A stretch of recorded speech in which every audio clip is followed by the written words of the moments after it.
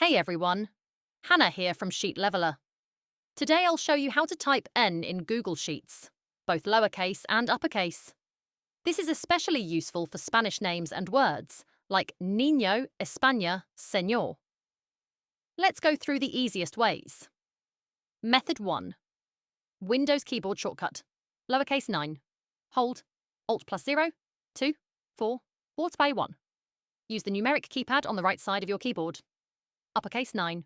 Hold Alt plus 0, 2, 0, 9, then release Alt. Method 2. Mac keyboard shortcut. Lowercase 9. Press Option plus N, then press N. Uppercase now. Press Option plus N, then press Shift plus N. Method 3. Change keyboard to Spanish. If you type N often. Add a Spanish keyboard in your system settings. Switch keyboard layout. On a Spanish keyboard, N has its own key. Method 4. Copy and paste. Quick fix. You can also just copy lowercase n, uppercase none, and paste it into your sheet. Important. If alt codes don't work, make sure numlock is on. Use the numeric keypad, not numbers across the top. Bonus. Use in formulas.